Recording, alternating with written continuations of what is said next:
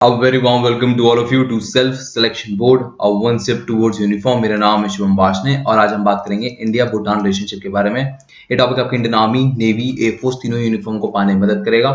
अब जो इंडिया और भूटान के रिलेशन है ना, वो जय वीरू जैसे हैं। क्यों है उस बारे में हम आगे बात करेंगे, बट आपको ये समझना पड़ेगा ये टॉपिक आपकी जीडी, पर्सनल इंटरव्यू, लेक्चर तीनों में ही काम आएगा। कैसे? जीडी में अगर बात करें तो आपसे सवाल पूछेगा इंडिया की जो पॉलिसी है वो है नेबरहुड फर्स्ट। तो जो हमारे जो प्राइम मिनिस्टर मोदी साहब हैं, वो जब इलेक्ट हुए 2019 में, तो उन्होंने मालदीव्स को पहले विजिट किया, उसके बाद भूटान को किया, उसके बाद कोई और देश को विजिट क्यों नहीं किया? बांग्लादेश भी तो है, नेपाल भी तो है, उसके बाद हमारे पास यहाँ पर श्रीलंका भी तो है, क्यों नहीं विजिट किया? हमने पहले यही दो देश क्यों विजिट किए? क्या कंसर्न रहे? चाइना का कंसर्न था, ग्रेट मार्केट था भाई, मालदीव भूटान में बहुत बड़ा मार्केट है। सिक्योरिटी कंसर्न हमारे देश के लिए कोई, या कोई और अदर रीजन था? तो इस तरह से आपसे जीडी में सवाल पूछा जा सकता है। ध्यान में रखना, नेबरहुड फर्स्ट पॉलिसी। आगे चलते हैं, पर्सनल इंटरव्यू में सवाल कैसे पूछा जाएगा। हम भी हमारे प्राइम मिनिस्टर भूटान गए हैं, तो आप बता सकते हैं कि हमारे बीच में, दोनों के देशों के बीच में क्या डील साइन हुई है? जब आप इस सवाल का जवाब दे रहे होगे ना, तभी आपसे एक अगला सवाल पूछा जाएगा, क्या आप बता सकते हो कि पीएम या किंग ऑफ भूटान कौन है? आपको नहीं पता होगा, आप तो श्रम के मारे पानी में डूब जाओगे कि यार मुझे पूरी डील पता है कि भूटान और इंडिया के बीच में क्या हुआ, पर मुझे ये नहीं पता पीएम और किंग कौन है। तो पीएम है लोटे शेरिंग और किंग है जिग्मे वांगचुक। ये याद रखना, वांगचुक आपने 3 इडियट में भी सुना था, तो ऐसे याद रख लेना कि वांगचुक है, जिग्मे वांगचुक किंग का नाम है। अब यहां से आगे बढ़े, चौथी तरह क्या होगा सवाल पूछने का। देखिए, आपने रैपिड फायर पता होगा, जो आपसे 7-8 सवाल पूछे जाते हैं, उसे हम सीआईक्यू भी कहते हैं। जब वो आपसे पूछा जा रहा होगा तभी आपको रोक दिया जाएगा। Okay, tell me one thing कि आप नेबरिंग कंट्रीज कैपिटल्स बताओ क्लॉकवाइज डायरेक्शन में, और उनके एग्जीक्यूटिव ऑफिसर कौन है वो भी बताओ। एग्जीक्यूटिव ऑफिसर मतलब पीएम, प्रेसिडेंट या किंग, कौन है जो डिसीजन ले सकता है वहां पर? अब आप कंफ्यूज हो गए, यार ये तो मुझे पता नहीं। चलो, पाकिस्तान का इमरान खान बता दोगे, यहाँ का बता दोगे चाइना का जी जिनपिंग, ठीक है। नेपाल का बताना मुश्किल होगा, आधों को पता ही नहीं होगा, भूटान का भी नहीं पता होगा, म्यांमार का भी नहीं पता होगा, बांग्लादेश का पता हो सकता है, श्रीलंका का नहीं पता होगा, मालदीव का नहीं पता होगा। अभी तो पंगा हो गया, मतलब तुम्हें अपने देश के आसपास क्या हो रहा है तुम्हें ये नहीं पता, फिर तुम शर्म से डूब जाओगे पानी में। तो बेहतर ये चीजें पता कर लेना। ये इसका आंसर मैं नहीं दूंगा, ये आप गूगल पर सर्च करके पता करें। अब आगे बढ़ते हैं। ये हम टॉपिक डिस्कस क्यों कर रहे हैं, इंडिया भूटान रिलेशनशिप। देखिए, इसको डिस्कस करने का रीजन है पीएम मोदी साहब। मोदी जी जाते हैं भूटान और कहते हैं कि भूटान जैसा दोस्त और नेबर हर किसी को मिले। अब ये बहुत बड़ी बात है, क्यों? देखो, हमारे नेबर तो बहुत सारे हैं, पाकिस्तान भी है, चाइना भी है, नेपाल भी है। नेपाल भूटान तो बगल में ही है, बांग्लादेश है, म्यांमार है, यहाँ पर श्रीलंका है, यहाँ पर मालदीव है। इनमें से किसी को क्यों नहीं कहा? भूटान को कोई क्यों कह रहे हैं? कोई रीजन तो होगा ना। अब जरा ये बात तो थोड़ी अटपटी लग रही है। हाँ भाई, ये बात तो सही कर रहे हो यार तुम। अब पहले भूटान की लोकेशन देखो, ये हमारी प्यारी भारत माँ है, और यहाँ पर भूटान है, और भूटान ऊपर से चाइना से कवर्ड है, और यहाँ से 3 जगह से इंडिया से। यहाँ तक बात समझ में आ रही है? ठीक है।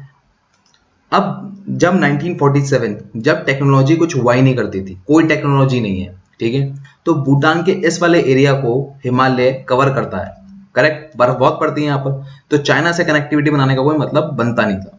तो एक देश बचा कनेक्टिविटी के लिए, वो बचा इंडिया।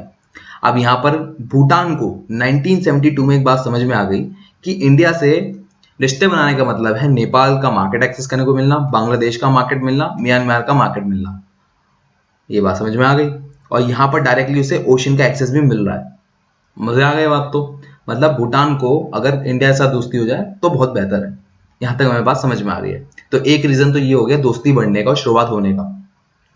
दूसरा रीजन ये था, चाइना के साथ इनका 36 का आंकड़ा था लैंड बाउंड्री को लेके, और दोनों लड़ पड़ते थे एक दूसरे से। तो यहाँ पर दोस्ती के लिए मिलता है इंडिया कि भाई चाइना से अगर दुश्मनी है तो इंडिया से दोस्ती कर लो। और तीसरा जो सबसे पहला रीजन बना, फर्स्ट रीजन बना इंडिया और भूटान की दोस्ती का, वो था तिब्बत। चाइना ने अपनी आजादी के बाद तुरंत ही तिब्बत पे कब्जा कर लिया और कह दिया तिब्बत चाइना का पार्ट है। भूटान को बहुत बुरा लगा, क्योंकि भूटान एक बुद्धिस्ट देश है। अब बुद्धिस्ट देश है तो ये चाहता था कि तिब्बत को अपनी आजादी मिले, और इंडिया में दलाई लामा साहब यहाँ पर आ चुके थे। तो इंडिया और भूटान का एक ही कंसर्न हो गया कि हमें साथ रहना है और चाइना के अपोज में बोलना है। यहाँ तक बात समझ में आती है? अब यहाँ से जरा आगे बढ़ते हैं। India Bhutan relationship exactly start कब होता है? देखिए, जब इंडिया आजाद हुआ था 1947 में, तो भूटान पहला देश था जिसने रिकॉग्नाइज किया कि इंडिया एक इंडिपेंडेंट कंट्री है।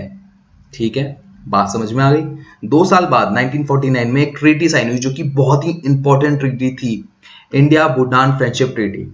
अब इस फ्रेंडशिप ट्रीटी में 4 बातों का जिक्र किया गया। पहली बात ये थी कि peace between two nation exist करेगी, मतलब अगर हम में कोई डिस्प्यूट है भी तो हम बैठ के सुलझाएंगे, ना कि लड़ेंगे, और आज तक वही हो रहा है, और इसलिए मैंने कहा उनकी जय वीरू की दोस्ती है।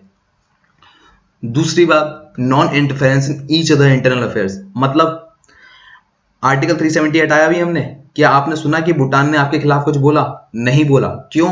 हमने डिसाइड किया है कि ना हम तेरे मैटर में कुछ बोलेंगे, ना तू हमारे मैटर में कुछ बोलेगा। बहुत अच्छी बात है, ये तो कोई डिस्प्यूट की मतलब ही नहीं बैठता, दोनों एक दूसरे का साथ दे रहे हैं।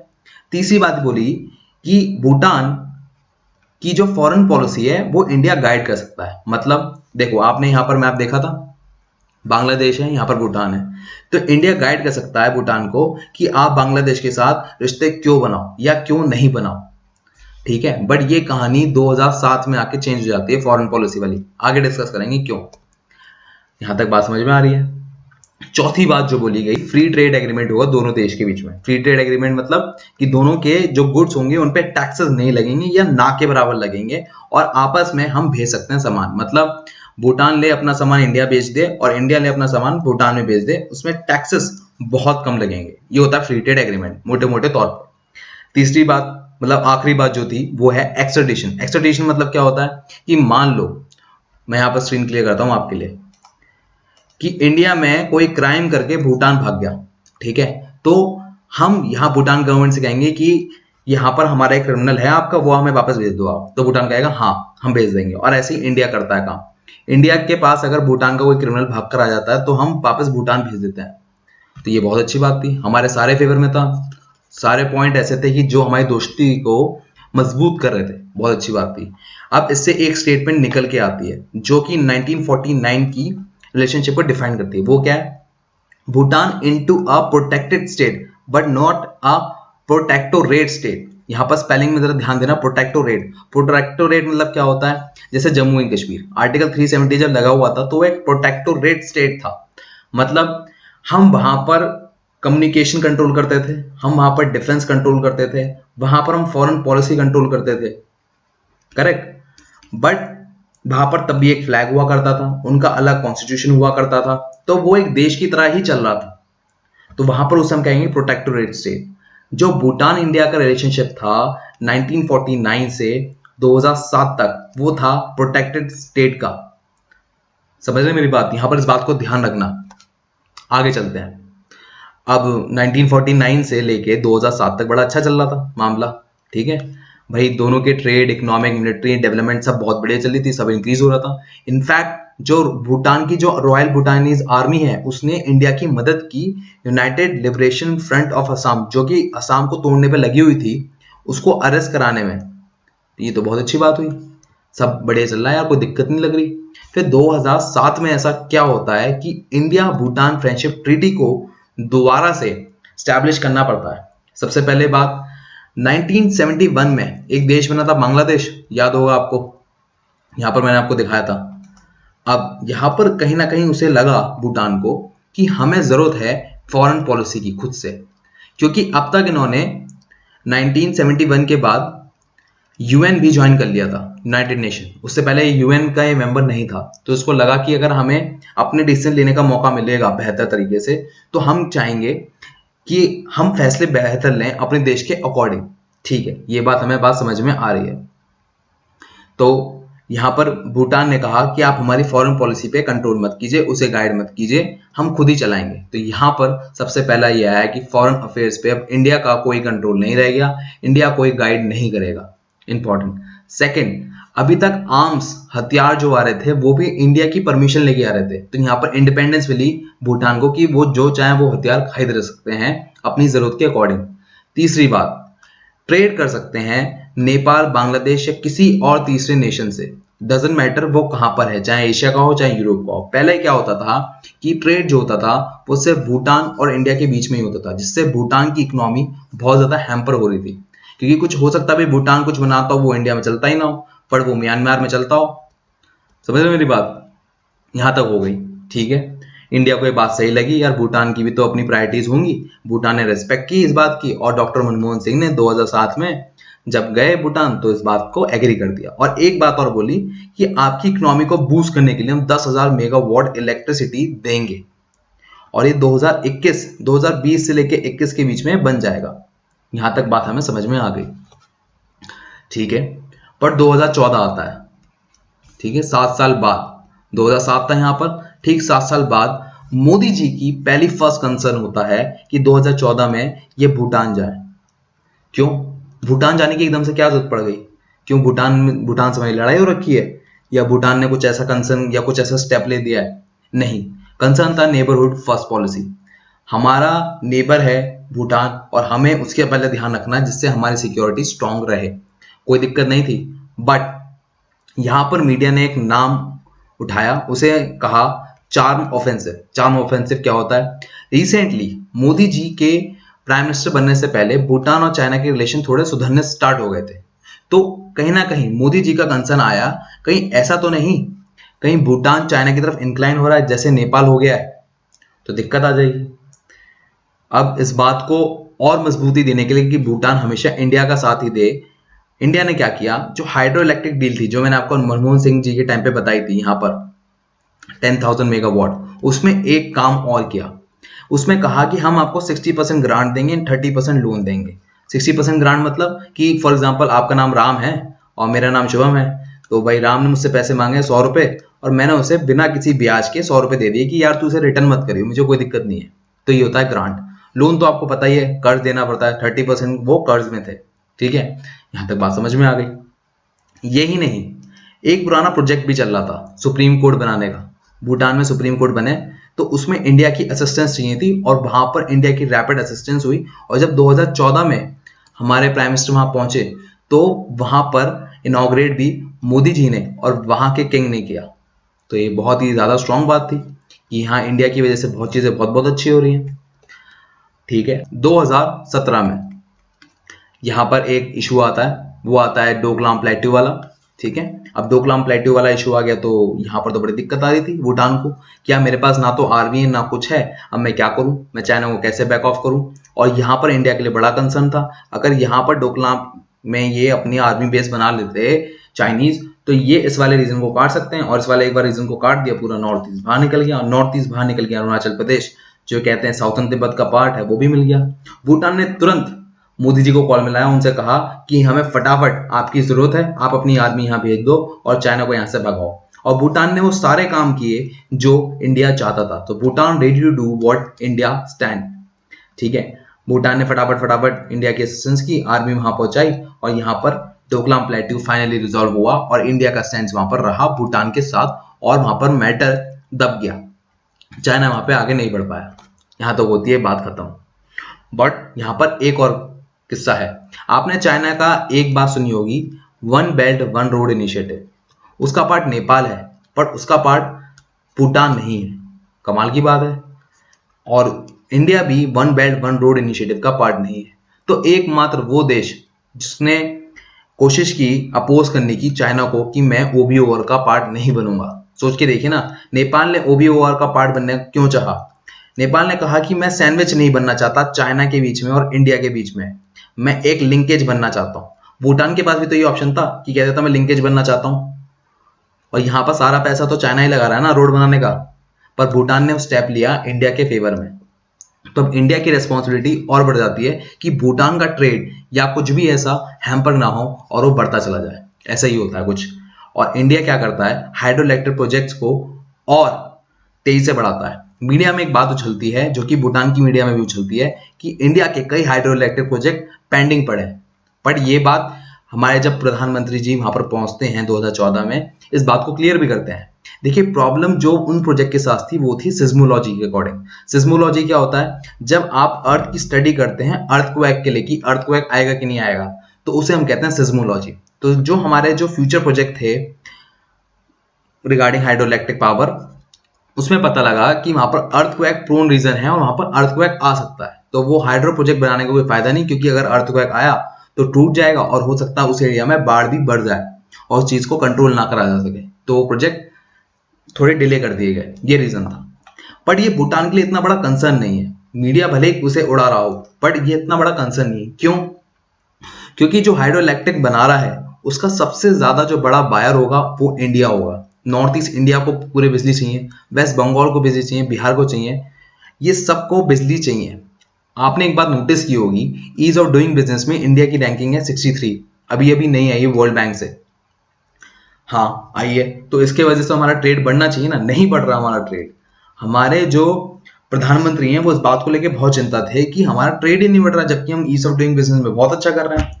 वो क्यों नहीं बढ़ रहा? क्योंकि ना रोड है, ना इलेक्ट्रिसिटी है, ना वाटर है। अब कंपनी आए तो कैसे आए, और आ भी जाए तो अगर इस पे तीनों चीजें हैं ही नहीं तो काम कैसे करे? इसलिए हमारे जो मोदी जी ने इस बात को और एम्फेसाइज किया और कोशिश की ये प्रोजेक्ट जल्द से जल्द हो जाए, क्योंकि जितनी जल्दी भूटान में हाइड्रो इलेक्ट्रिक प्रोजेक्ट बनेंगे उतनी जल्दी वेस्ट बंगाल, बिहार, नॉर्थ ईस्ट इंडिया में कंपनियां आनी शुरू होंगी, क्योंकि वहां इलेक्ट्रिसिटी पहुंच चुकी होगी। अब आगे बढ़ते हैं, 2019 में आ जाते हैं। 4 साल बीत चुके हैं। 2014 में हमने बात की थी, हमारे जो मोदी जी थे वो 2014 में आए थे, ठीक है। अब आ गए 2019। 2019 में जब मोदी जी आए तो उन्होंने सबसे पहले कोशिश यही करी कि भूटान की इकोनॉमी ज्यादा बढ़े, क्योंकि चाइना के साथ उसने लिंक तोड़ दिया है और भूटान को अब इकोनॉमिक बूस्ट चाहिए। तो हमने क्या किया, 400 करोड़ रुपीस दिए कि हम आपकी जो भूटान की ट्रेड सपोर्ट फैसिलिटी है ना उसे बढ़ाएंगे। मतलब रोड बनाएंगे, ब्रिज बनाएंगे, जिससे जो ट्रेड करना हो, लिंकेज हो दोनों देश के बीच में, वो मजबूत हो, ठीक है। उसके बाद क्या किया कि 5000 करोड़ का हम आपको पैसे देंगे आपके 12th 5 ईयर प्लान में। ये हम हर साल ही देते हैं और इसको कंटिन्यू रखा इंडिया ने। इसके बाद स्पेस डिप्लोमेसी का बड़ा ही एक खेल खेला इंडिया ने, और खेल क्या, एक तरह से सपोर्ट ही था, और ये सपोर्ट दोनों के लिए विन विन था। विन विन कैसे? देखिए, इंडिया ने सार्क समिट हुई थी, 18 सार्क समिट, उसमें सार्क के जो मेंबर हैं अफगानिस्तान, बांग्लादेश, भूटान, मालदीव, नेपाल, श्रीलंका, उनसे कहा आपके लिए एक सैटेलाइट बना रहे हैं, इंडिया सैस, सैस मतलब साउथ एशिया सैटेलाइट। इस सैटेलाइट की मदद से आप अपने लिए एंटरटेनमेंट, एजुकेशन, डिजास्टर मैनेजमेंट में डाटा पा सकते हैं, ठीक है। और इस बात के लिए सब लोग खुश थे। अगर आप में से थोड़े अकल लगाएंगे तो कुछ लोग कहेंगे सार्क में तो पाकिस्तान भी आता है, तो फिर पाकिस्तान यहां पर आपने क्यों नहीं लिखा? पाकिस्तान ने कहा कि हमारा खुद का सैटेलाइट प्रोग्राम है और हमें इंडिया की जरूरत नहीं है, तो ये सैटेलाइट का हमें कुछ काम नहीं है, ठीक है। यहां तक बात समझ में आती है। तो फटाफट यहां पर क्या कहता है, भूटान को लगता है कि इसरो तो यार कमाल का है, दुनिया इसका लोहा मानती है, तो फटाफट भूटान ने कहा कि हम ना एक ग्राउंड स्टेशन बनाना चाहते हैं इंडिया, आप प्लीज हमारी मदद कर दो। इंडिया ने कहा कोई बात नहीं, हम 7 करोड़ रुपए लगाते हैं और आपके यहाँ एक ग्राउंड स्टेशन बनाते हैं। ग्राउंड स्टेशन बनता है और वहां पर ग्राउंड स्टेशन की मदद से आज भूटान इनोवेशन कर पा रहा है, entertainment, broadcasting, education, disaster management, सब में वो डाटा एक्विप कर पा रहा है, और आगे भी देख रहे हैं हम ऐसा ही हो। कहानी यहाँ पर खत्म नहीं होती है। इंडिया इनवाइट करता है भूटान के साइंटिस्ट को कि आप यहाँ पर आइए और हम आपको सैटेलाइट बनाना सिखाएंगे और आपकी एक खुद की सैटेलाइट लॉन्च करेंगे, उससे आपका भी बिल्डअप होगा और आपका देश आगे बढ़ेगा। बहुत अच्छी बात है। सारी बातें हमने भूटान इंडिया दोनों के फेवर की बात करी और यहाँ पर रिलेशनशिप चलते रहे आगे, मजा आ रहा है यहाँ पर तो। बट अब मुद्दे पे आते हैं, कहानी की आखिर पे, हमें भूटान की इतनी जरूरत है क्या? भाई ऐसा तो है नहीं बहुत सरप्लस ट्रेड बढ़ रहा है या कुछ हो रहा है। भाई एक तो चाइना रीजन हो ही गया, मैंने आपको बता दिया। दूसरा रीजन ये है, जैसे नेपाल का एक वोट काउंट होता है यूएन में, वैसे भूटान का भी तो होता है एक वोट काउंट। अब जब भूटान आपका हमेशा साथ खड़ा ही है, फॉर एग्जाम्पल हमें परमानेंट सीट चाहिए यूएन में, वहां पर भूटान आपके बारे में एक वोट डाल रहा है, आपके लिए एक वोट डाल रहा है, तो आपके लिए फायदेमंद ही है ना। हर बार डाल रहा है, बिना सोचे डाल रहा है कि नुकसान क्या होगा, फायदा क्या होगा, तो ये बहुत अच्छी बात है। और भूटान के लिए ये भी बहुत अच्छी बात है कि इंडिया जैसा उसका नेबर है। क्यों? क्योंकि वो एक रीजनल पावर है, ग्रेट मार्केट है। 135 करोड़ की आबादी हमारी, अगर मान लो 5 रुपए का बिस्किट भी 135 करोड़ की आबादी खरीद ले सिर्फ एक एक, तो 500 करोड़ रुपए की आपने इनकम जनरेट कर दी एक सेकंड में, तो बहुत बड़ा मार्केट है। अगर भूटान अपने यहाँ इंफ्रास्ट्रक्चर डेवलप करे तो इस मार्केट को एक्सप्लोर कर सकता है, क्योंकि हमारा फ्री ट्रेड एग्रीमेंट साइन हो रखा है। और उसके बाद इंडिया का एक वोट तो यूएन में है ही, इंडिया के एलाइज भी बहुत हैं। यूएसए है, यूएसए एक वर्ल्ड पावर है, सुपर पावर है, वो है, तो वो भी भूटान की फेवर में ही वोट करेगा। उसके बाद बड़े बड़े नेशन है, सऊदी अरेबिया है, इजराइल है, ऐसे ऐसे नेशन हमारे जो दोस्त हैं वो भूटान के साथ ही खड़े होंगे जब भी जरूरत होगी। तो ये एक विन विन सिचुएशन बन जाती है दोनों देशों के लिए। तो ये होता है खत्म इंडिया रिलेशन प्लेलिस्ट। आपको डिस्क्रिप्शन बॉक्स में, सॉरी डिस्क्रिप्शन बॉक्स कह रहा हूँ, पिन कमेंट में मिल जाएगी। और लाइक शेयर सब्सक्राइब कर दिया करो। ऐसा लगता है तुम्हारी उंगलियों में मोच आ रखी है। लाइक शेयर सब्सक्राइब करोगे तो यार मेरी थोड़ा जेब में पैसा आएगा, मैं भी कुछ बना पाऊंगा। वरना भाई बंद करना पड़ेगा ना यार। ऐसा मत एक्ट करा करो कि तुम्हारी उंगलियों पे मोच आ रखी है। कल तो ट्रिगर पे उंगली रखनी है तुम्हें, तो यहाँ पर मोच बंद करो, अपनी मोच को हटाओ, आयोडेक्स लगाओ वहां पर फटाफट, और लाइक शेयर सब्सक्राइब कर दो। मेरे लिए कोई मैसेज हो हैशटैग वाशिंग कमेंट बॉक्स में बताओ। जय हिंद, टेक केयर, बाय बाय।